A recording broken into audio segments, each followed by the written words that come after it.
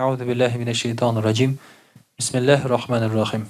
Muhterem Müslüman kardeşler, bugün sizlerle birlikte sözümüz Allah Teala nasip etse, bular namaz hakkında. Elbette namaz hakkında bizim de көп bilemiz. Bilemiz gene tugul namazını okuyuz. Hem 5 vakit namazını okurga tırışabız. Ol gana tugul, muhterem kardeşler, nafil namazlarını da kaldırmasqa tırışabız. Taharet algaç, tahajjud namazların mescitte kirgaç, şulay bit.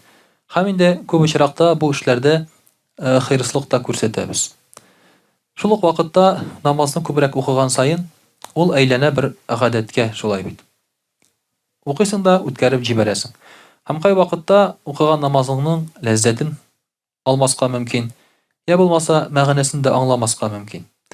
Еш кына шулай бит намаз укыган вакытта, мәсәлән, намаз укып бетергәннән соң әгәр дә сорасаң, син нинди сүрәләр укыдың дисәң, хәтерләмәскә мөмкинсең, шулай бит, Фатихадан соң. Фатиханы укыйсың, инде аңлашыла шулай бит. Фатихадан соң инде сүрә укыганыңны искә төшерә алмыйсың. Я булмаса намаз укыган вакытта ничәнче рикагатьтә икән мин дисең, еш кына саташа башлыйсың. Менә шул уйлар, мөхтәрәм кардәшләр, димәк, намазга әһәмият кимү турында сөйли. Шушы гамәлләр дип әйтергә кирәк. Шуңа күрә, мөхтәрәм кардәшләр, без инде намаз хакында кат-кат искә төшереп, шушы намазыбызның ни дәрәҗәдә әһәмиятле икәнен һәм кирәк икәнен, мөхтәрәм кардәшләр, тагын бер кат төшенәбез. Мөхтәрәм кардәшләр, Пәйгамбәрбез саллаллаһу алейхи ва саллям 5 вакыт намаз турында булай ди. Мәсәлүл хамси салавати кәмәсәли нахрин җарин ала баби ахадикум. Берәрегезнең намаз укуы ди, 5 вакыт намаз укуы ди. Ул ди ишек алдыннан үткән аккан елга кебек ди. 5 вакыт намаз ул ишек алдыннан үткән елга кебек ди. Бу елга нинди сыйфатларга ия? Беренчедән, бу синең ишек алдыңнан үтә, капка төбеңнән үтә. Ягъни анда димәк ерак барасы юк. Каядыр диңгезгә, каядыр алып кайтырга ул суны кирәкми, ул су сиңа үзе килгән. Пәйгамбәр саллаллаһу алейһи ва сәлләмнең әйткән һәр бер сүзе ул әһәмияткә ия. Ул сүзләрне теге башыннан балай гына чыгарып әйтми, димәк һәр бер сүзнең мәгънәсе бар. Һәм Пәйгамбәрбез саллаллаһу алейһи ва сәлләм әйткән икән, шушы су синең капка төбеңнән ага дип, димәк ул менә монда якын, барасы юк дигән сүз. Аккан су нәрсәсе белән мөһим? Аккан су чиста була. Ни өчен ул күл дими? Ни өчен ул ниндидер бер арык дими шулай бит? Нәһр, елга ди. Елга аккан су чиста була. Һәм аккан суга салган һәр бер нәрсә агып китә. Анда калмый. Синең күз алдыңда тормый, агып китә, алып китә ул нәрсә салсаң да елгага. Шуңа күрә әйтәләр, изгелек кыл да суга сал диләр, шулай бит. Кафирил ма, күп сулы ди. Аның суы әз генә түгел, аның суы күп ди. Мул елга ди. Һәр вакыт агып торучы чиста мул елга ди. Ягътасилу фиһи куллу яумин 5 маррат. Һәм шушы суда әгәр дә ул кеше 5 тапкыр юына икән ди, шушы суда фахал ябха алейхи минад-дарни шай'ун. Һәм бу кешедә берәр нинди пычрак калырмы ди. Пәйгамбәрбез саллаллаһу алейхи ва сәллям.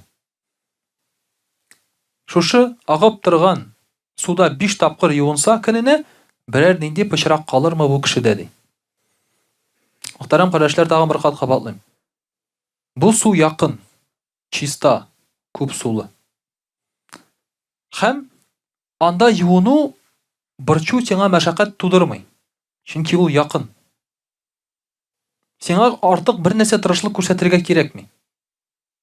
Шунда юынасың икән 5 тапкыр, синдә берәр нинди пычрак калырмы тәнеңдә ди. Без мәсәлән көненә 5 тапкыр душка керсәк, әлбәттә чиста булабыз, шулай бит. Әлбәттә чиста булабыз. Шулай да әле көненә бер иртә белән кич белән душка керергә тырышабыз. Ә менә 5 тапкыр син моны эшләсәң көненә, монда һичшиксез чиста буласың. Менә Пәйгамбәр саллаллаһу алейһи ва сәлләм әйтә, 5 вакыт намазда шулай ди. Тутахиру миназ-зунуб ва ла юбқина алейхи шай'ан миназ-зунуби фиха дунал кабаир. 5 вакыт намаз уку да ди, ул гынахларны чистарта ди. Һәм 5 вакыт намаз укыган очракта олы гынахлардан кала, кешенең бер нинди гынахлары да калмый ди. Бетә ди. Намаз уку шушы елга белән чагыштырсак, димәк ул безнең янда һәм бик җиңел әйбер. Елга ничек якын булса, күп сулы, чиста булса, намаз да шулай безгә якын. Менә ул монда гына. Аны укыр өчен безгә тырышлык кирәкми, әллә нәрсә эшләргә кирәкми. Ислам динендә намаз шуның кадәр җиңеләйтелгән ки, син аны теләсәң ничек, теләсәң кайда укый аласың. Башка диннәрдә булай түгел, мөхтәрәм кардәшләр. Безнең башка диндә булганыбыз юк, әлхәмдүлилләh. Әмма башка диндә динне өйрәнгән кешеләр аңлыйлар, ул диннәрдә гыйбадәт кылына, бары тик гыйбадәт йортларында гына. Пәйгамбәребез Мөхәммәд саллаллаһу алейхи ва сәлләмгә рөхсәт бирелгән теләсә кая намаз укырга. Чиста җирдә, әлбәттә. Болында теләсә, басуда теләсә, аңа махсус рәвештә, мәсәлән, басуда эшләгән җирендә бөтен эшләрен калдырып, кайтып, юынып, яңа кием киеп, каядыр мәчеткә барып, анда бер 4-5 сәгать утырып кайтырга кирәкми. Ул алды да намаз укыды, су булмаса таяммум, шулай бит кыйбланы тапты да, шул якка бастырып карады да укыды. Намаз шуның кадәр җиңел, мөхтәрәм кардәшләр, ислам динендә. Хәтта башка диннәрдән күчкән кешеләрдән сорыйлар. Христиан диненнән күчкән бер поптан сораганнар. Сезгә ислам дине авыр түгелме дип. Ислам дине сезгә авыр түгелме дип. Журналистлар сорый. Чөнки ислам динендә бик каты юыналар, 5 вакыт намаз. Сез нәрсә ди? Сез христиан динен белмисез ди. Ул поп әйтә. Безнең иртәнге гыйбадәт кенә ди берничә сәгать бара ди. Иртәнге гыйбадәт кенә. Ул гыйбадәтләр көненә берничә тапкыр. Теге кеше муенына тәре тагып йөргән кеше христиан дине бик җиңел дип белә. Ул ислам диненә караганда да авыррак, мөхтәрәм кардәшләр. Анда да бар гыйбадәт, анда да бар ураза, анда да бар яулык бәйләп йөрергә. Анда бар катгый кануннар, шулай ук. Ул әйтә, миңа да ислам дине киресенчә җиңелрәк ди. Астымда 5-10 минут мин намаз укыйм да, минем эшем бетте ди. Тегендә бер генә гыйбадәтне кылыр өчен берничә сәгать вакыт кирәк. Менә шуңа күрә, мөхтәрәм кардәшләр, намаз ул бик якын һәм бик җиңел әйбер. Гынахларны бетерүгә ул бик җиңел чара. Аннан да җиңелрәк булырга мөмкин түгел.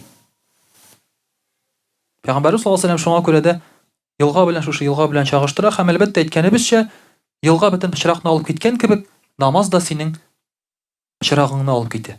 Гынах пычрагын. Илләл кабаир. Зур гынахлардан кала. Зур гынахларны, мөхтәрәм кардәшләр, алар инде тәүбә белән генә бетерелә, зур гынахлар. Без әйткәнебезчә, нормальный, акыллы мөселман зур гынах кылмый. Нормаль, акыллы мөселман зур гынах кылмый. Белә торып, зур гынах кылып булмый. Мәсәлән, зина кылып булмый. Аның гынах икәнен белә торып. Чөнки зина кыласың да ләззәт аласың. Гынахтан Аллаһ ләззәт алып булмый гынахтан. Әгәр син Аллаһны яратсаң, аның динен яратсаң, син гынахтан ләззәт ала алмыйсың. Белә торып урлап булмый, белә торып башка гынахларны эшләп булмый.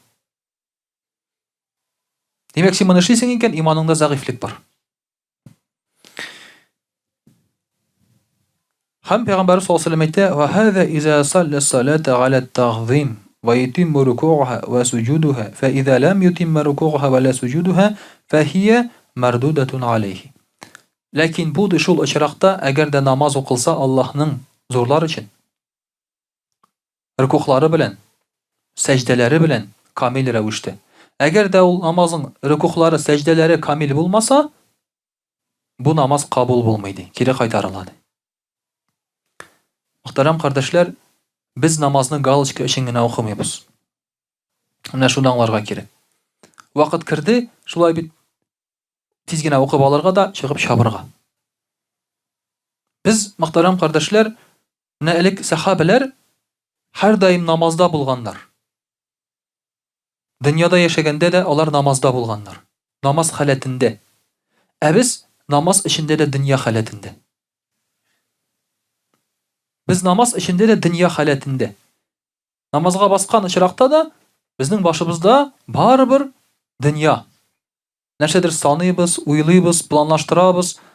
Бу онытылган, монысы искә төшерергә кирәк, моны эшләргә кирәк, моны әйтергә кирәк, нитергә кирәк дип нәрсәдер планлаштырабыз. Кемдер схемалар кыла башында. Шулай бит намазга баскан вакытта. Әле ачу килмәгәй шунда яхшы матур фикерләр килә башлый бит намазга баскач. Яктырып киткән шикелле, карале дип аны. Менә шуңа күрә мөхтәрәм кардәшләр, бу намаз камил рәвештә булса гына. Камил рәвештә булса гына аның нәтиҗәсе бар дип Пәйгамбәрбез саллаллаһу алейһи ва сәлләм әйтә. Булай гына укып чаптың да Аллаһы Тәгаләгә должен ясарга кирәкми. Аллаһ Тәгалә ул мохтаҗ түгел синең бу гамәлеңгә. Син мохтаҗ намазга. Килдең дә күренеп киттең, теге әйтә бит әле кай вакытта әниең, әйтә аша инде ди. Менә бит сиңа пешердем ди. Син инде ашыйсың да елмаеп, бик тәмле булган. Син ашыйсың да килми шулай. Бәлки тәмле дә түгелдер ул. Әниеңнең күңеле булсын дип, тәмле булган дисең дә чыгып китәсең. Аллаһ Тәгаләгә алай кирәкми. Ашыйсың икән нормаль аша. Яратып аша шулай бит. Теләп аша. Менә шушы намазның халәте ул мөхтәрәм кардәшләр. Шуңа күрә Пәйгамбәрбез саллаллаһу алейһи ва сәлләм айрым махсус рәвештә әйтә, әгәр дә намазыгыз камил булса гына, гынахларыгызны бетерү сәләтенә ия ди. Чистарырсыз ди. Икенче бер хадисендә Пәйгамбәрбез саллаллаһу алейһи ва сәлләм әйтә, дәрсерәге Абдуллаһ ибн Мас'уд әйтә, радиллаһу анһу,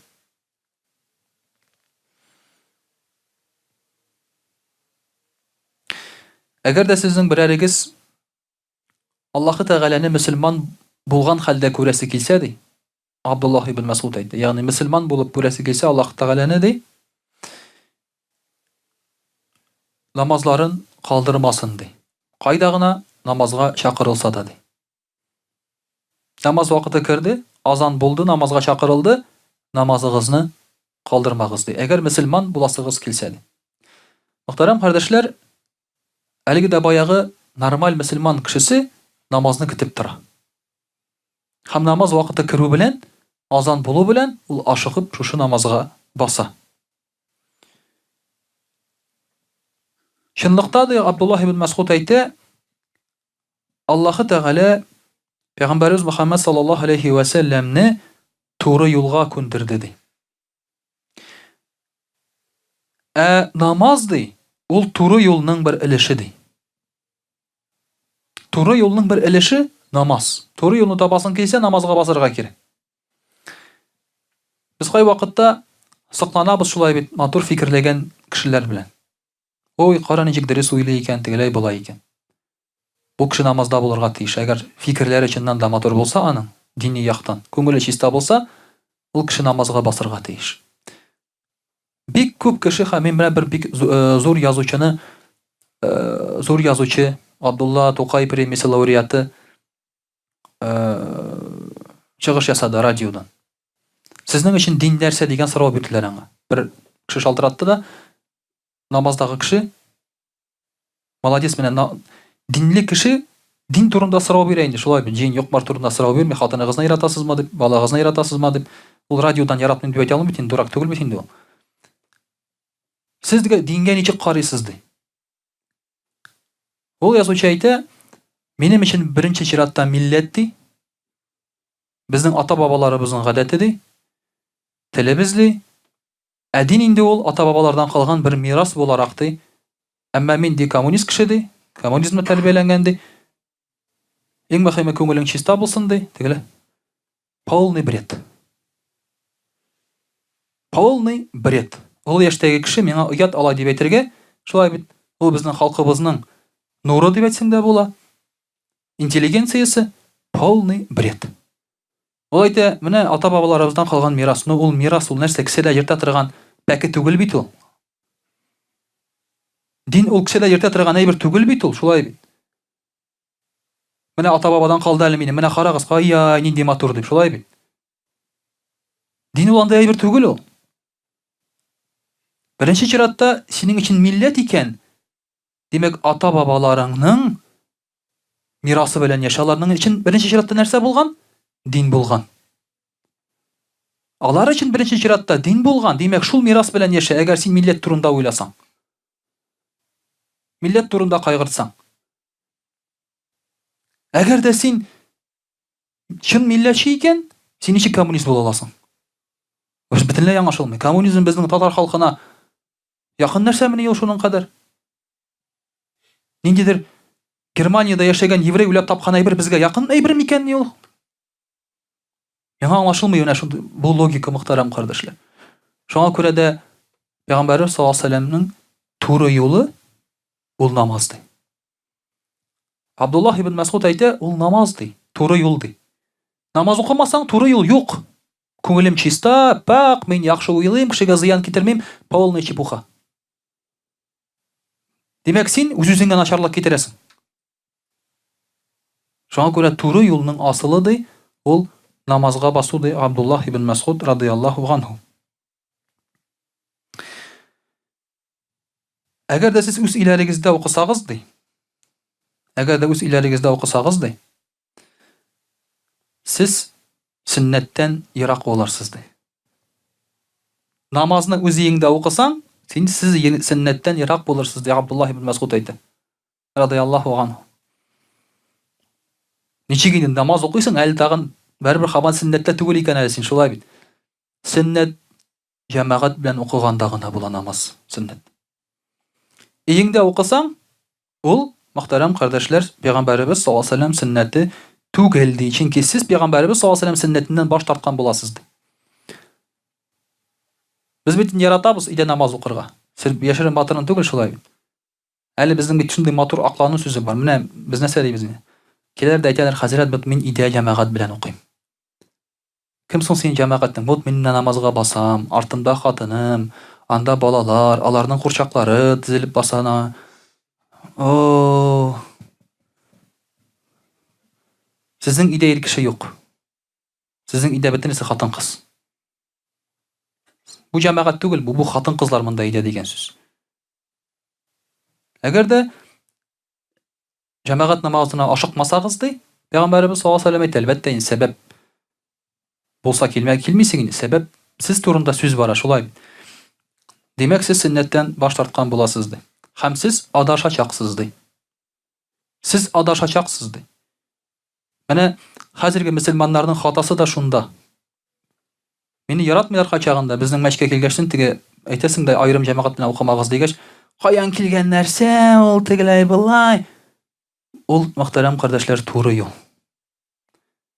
Аерым гына укымау, җәмәгать белән уку бер сөннәт булса, бер җәмәгать белән уку бу инде сөннәт түгел, бу ваҗиб ур. Бер җәмәгать белән уку. Һәрбер кеше аерым килеп намаз укый башласа, мөхтәрәм кардәшләр, җәмәгать ясый башласа, ул нәрсә булыр иде? Бер заман шуңа китте ки, тәрәзәдән карап торам, бер 4-5 җегет урамда җыелалар да, без намаз укып бетергәч, кирип укыйлар җәмәгать белән. Моны ничек аңларга? Моны ничек аңларга? Я булмаса, җәмәгать белән намаз укып торасың, бер кеше килеп керә дә, артыннан тагын бер кеше килеп керә. Бу кеше әйтә, брат, у тебя есть тахарат? Нет ты. Иди бери, ди, я тебя подожду, потом отдельным җәмәгатен почитаем ди. Бу җәмәгатькә кушылмыйча. Мен моны вообще аңлый алмыйм. Бу нәрсә бу? Бу фәтвәме бу? Нәрсә аңлашылмый бу, шулай. Абдуллаһ ибн Мәсгуд әйтә, сез туры юлдан адашырсыз ди.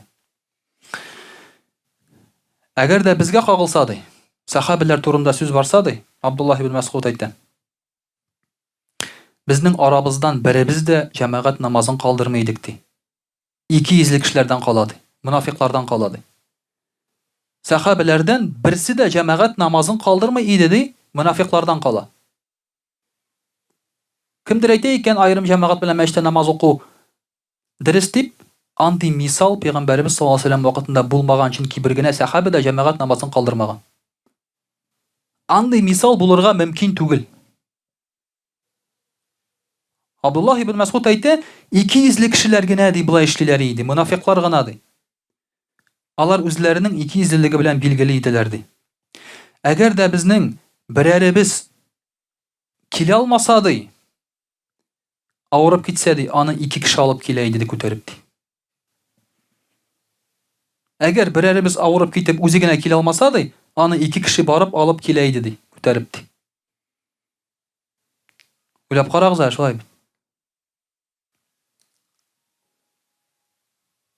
Әгәр дә мөселман кешесе ди мәчеткә юл алса ди, анда намаз укырга, аның һәрбер адымы сайын бер савап булыр. И һәрбер адым сайын ул кеше бер дәрәҗәгә күтәрелер ди. Һәм аның һәрбер адым сайын бер гынахы бетеп барыр ди. Һәм җәмәгать намазы гади намазга караганда 25 тапкыр өстенрәк ди Абдуллах ибн Мас'уд радиллаһу анһу. Менә бу сахабиләрнең намазы, мөхтәрәм кардәшләр.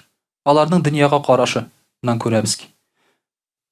Абдуллах ибн Умар мәчеткә барганда адымнарын кечкенә итеп ясап барган. Мәсәлән, зур атлап була бит инде. Ул әз генә атлап барган, булай. Тыштан караганда дурак инде, шулай. Урамнан барганда тыштан менә әгәр дә карап торсаң, шулай кешегә мәчеткә шулай барган кешегә без хәзерге заманда ул дурак. Ничек ала җиргә була? Нормаль кеше бит инде, шулай бит. Нормаль бар инде син. Ләкин ул сөннәтне үтәүче, ул әйтә, һәрбер адым сайын бер савап икән ди, адымнарын күбрәк ясый. Адымнарын күбрәк ясый. Мин дәвәти хинидри мәчеткә велосипед белән йөргән өчен. Ул тоже старый закалки кеше инде, шулай. Велосипедка утырып та чыгып бара дирем. Тутып кына туктатты да велосипедтан, җәяү генә барды. Мен әйтәм, мен бит мәчеткә барам бит инде, урамга чыкмыйм бит инде, йөгермим, уйнамыйм, шулай бит. Нәрсә чикмисең сиңа әйтәм. Җәяү генә барды. Җәяү йөрергә кирәк мәчеткә ди. Психланып китәдер инде, шулай бит. Әсәбит белән менсәң бит инде. Якын, рәхәт, аннан соң любой җиргә чыгып киттең. Ул җәяү йөрегез дигән сүз түгел, машыягызны калдырып, мөхтәрәм кардәшләр. Әмма мәчеткә барыгыз дигән сүз. Мәчеткә йөрегез дигән сүз, шулай бит. Мәчеткә иреннәгез барырга дигән сүз. Нәрсә белән барсаң да, ул мәчетнең юлы саваплы юл булып санала дигән сүз. Мөхтәрәм кардәшләр, инде иншаллах русчада сөйләрбез. А'удhu billahi минаш шайтанир раджим. Бисмиллахир рахманир рахим. Дорогие друзья, сегодня мы с вами говорим об одном из столпов ислама, о намазе. Естественно, мы все знаем, что такое намаз. Но в быту, когда читаем намаз, у нас теряется острота, наслаждение намазом. И порой мы считаем намаз обязательным уже только для себя. То есть, например, у нас уже душа не болит за тех, кто намаз не читает. Уже свыкаешься с мыслью, что у тебя мама, папа намаз не читает, братья намаз не читает. И ты уже перестаешь даже им говорить, как-то назидать или давать какие-то советы, приводить учителей там или еще что-то. Хотя, если ты понимаешь, что такое намаз, ты всеми силами стараешься, чтобы к этому намазу приобщились и твои родственники, друзья, близкие люди. Этой радостью, этим сокровищем ты хочешь поделиться и с остальными. Дорогие друзья, периодически мы должны вспоминать о намазе. И вспоминать о том, что дает для нас намаз. Это не просто долг, который мы должны выполнить. Понятно, это долг. Если ты не выполнишь, будешь гореть в аду. Это понятно. Понятно, что Аллах Тааля возложил на нас этот долг. Но не для того, чтобы ему было хорошо. Это нам самим нужно. И когда человек выполняет намаз, он не делает одолжение Аллаху. Аллаху этого не надо. Он был достоин поклонения еще до того, как появились люди. Вообще само понятие поклонения. От этого у него ничего не увеличивается и не уменьшается. Мы, дорогие друзья, сами возвеличиваемся благодаря намазу. Пророк, саллаллаху алейхи вассалям,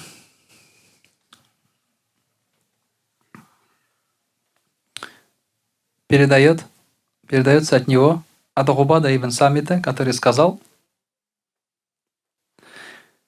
когда человек должным образом совершает омовение, а затем читает намаз, стоя при чтении Корана, как следует, выполняя рукух и саджде, тогда такой намаз делает дуа за этого человека. Аллах Тааля дает жизнь каждой вещи. Мы знаем, что в судный день все будет говорить.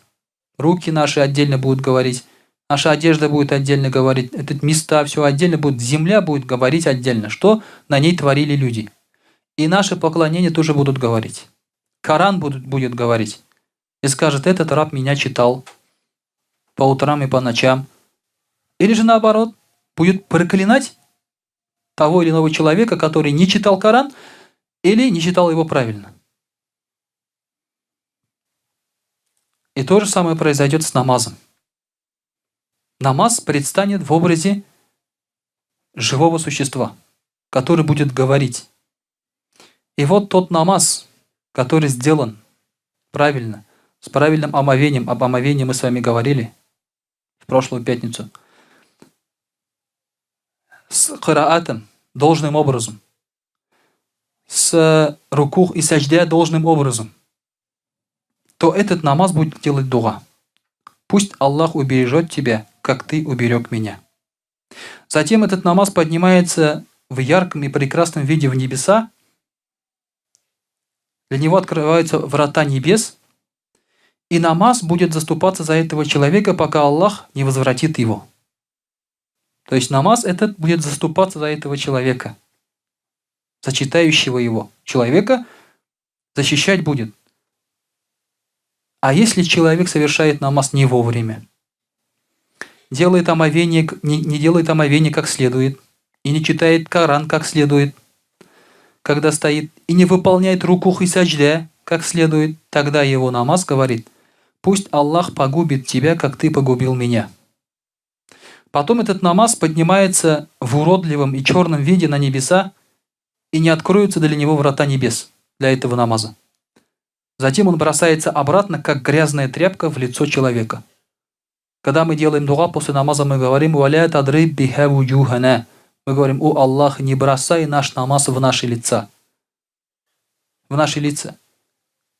Потому что непринятый намаз, неправильно прочитанный намаз, как грязную тряпку бросит нам в лицо и говорит «Забирай обратно, что мне даешь?»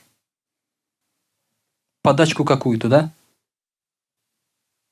Наоборот, мы оскорбляем своим намазом Аллаха Субханаху ва Тааля, таким неправильным намазом. Дорогие друзья, не зря было сказано. Правильно кираат. Правильно кираат – это когда ты стараешься правильно читать Коран.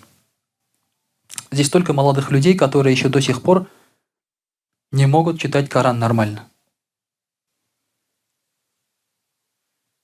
Вы думаете, это так сложно? Это просто. Надо каждый день просто заниматься этим. Это просто. Надо просто придать этому значение. Сколько людей, которые ходят на английский, чтобы выговорить правильный английский, и сколько мало людей, которые хотят правильно выговорить аяты Корана. Вроде выучили, ну ладно, Бог с ним. Как-то же есть все равно. Аллах там разберется. Если вы посмотрите на некоторых братьев, которые читают намаз, рукух и садждя, как они делают, там нет рукух, там нет садждя. Однажды, когда мы в мадресе читали намаз, наш учитель, араб, он говорит, я, говорит, вам удивляюсь. Я, говорит, араб, знаю арабский язык, но вы, говорит, намаз читаете быстрее меня. Каким? То есть вы, говорит, по-арабски говорите быстрее, чем я, говорит. Я араб, говорит, у меня язык сложен, то есть понятно с детства, да? Он может быстрее нас говорить. Потому что на чужом языке всегда говоришь медленно. Думая, размышляя. А здесь, говорит, вы быстрее меня говорите, говорит, вы вообще, говорит, молодцы. Вот, своего учителя превзошли, можно сказать, да? Когда я тоже был немножко моложе, когда я еще в мадресе учился, я тоже быстро читал намаз, особенно летом. Летом же всегда дел много. Я быстро читал намаз и убегал. И потом в один прекрасный день я представил себя перед Аллахом. Стою я перед Аллахом, и мне быстро что-то говорят, и я ничего не понимаю. Я стою перед Аллахом, суд, киямат, я себе так представил, и что-то мне говорят, да, там, я не понял, в ад меня, в рай, простили, не простили, куда, что, как? Я вот себя так представляю, я говорю, что? Я в недоумении, да? Вот я так представил свой намаз. То есть я то же самое делаю, стоя перед Аллахом. То же самое делаю. Аллах Акбар, вошел в намаз, пока у меня руки опускаются, я уже Субханака читаю. Я уже Субханака дочитал, пока у меня руки опускаются. У кого не так? Да? Аллаху Акбар говорю, здесь, пока руки опускаются, Субханака я уже дочитал. Альхам, это буквально, это... Алхамдулиллахи Раббил Аламин, и далин только понятно в конце. Все. Это разве намаз? Поэтому, когда человек не шевелит языком, его чтение неправильно. Если его чтение неправильно, его намаз неправильный. Когда человек не шевелит языком, это вообще непонятно. Ты мыслью читаешь намаз, такого не бывает. А мысль, она всегда быстрая. У тебя здесь происходит только бормотание непонятное. И то же самое с рукух и саждя.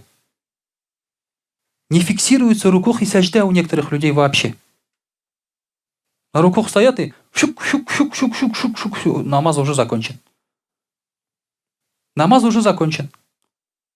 Это как так? И поэтому этот намаз, говорит, не будет принят. Он превратится в грязную тряпку, и как грязную тряпку бросит тебя лицом, говорит, замирай свой намаз обратно. Толку от него нет. Я не скажу, что лучше не читать. Прочитанный намаз, он лучше, чем прочитанного в любом случае.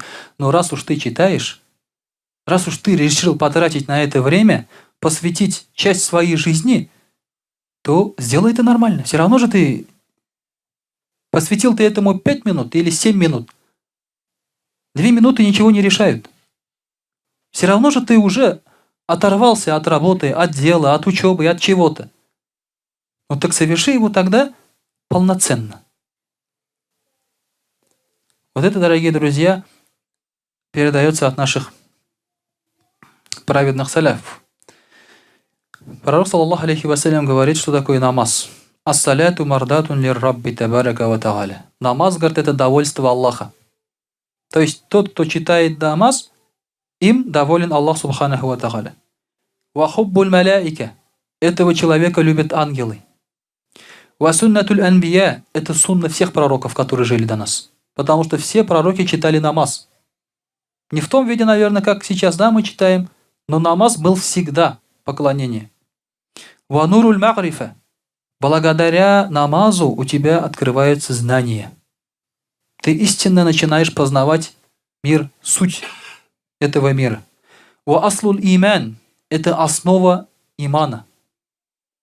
Не было такого раньше человека, что который принял ислам и не становился на намаз. Потому что религия подразумевает: уверовал, действуй по вере. Это только сейчас такое есть мнение. Уверовал и не действуешь. Когда говорят вот в ханафийском масхабе, главное сказать языком, уверовать сердцем, ты уже мусульманин, этого достаточно. Абу Ханифа говорит, я не говорю, говорит, что оставление намаза не вредит. Я, говорит, не говорю, что он не нужен. А люди сейчас совсем по-иному начинают понимать. А, все, намаз не читает, он же, да, все равно. Веришь, действуешь по вере. Это элементарно.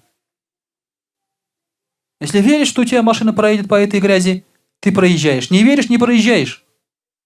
Правильно? Это все зависит от твоей веры. Ва иджабату дуа. Это ответ на молитвы. Когда ты читаешь намаз, твоим молитвам будет ответ.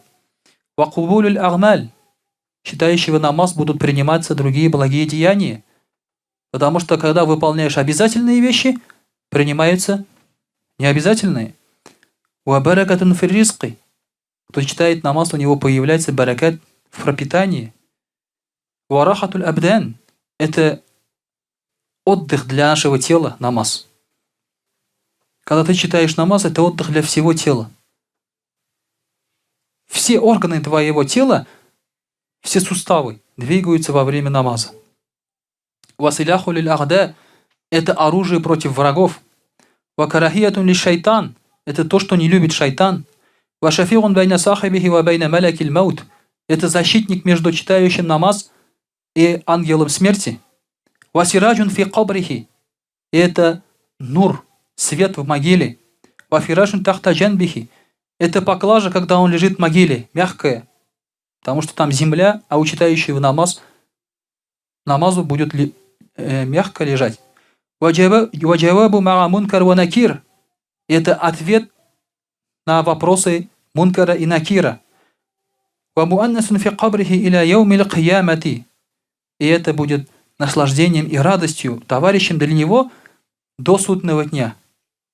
«Иза канатис киямату саратис саля зиллян фаукаху». А если наступит киямат, то этот намаз будет тенью для того, кто читал намаз.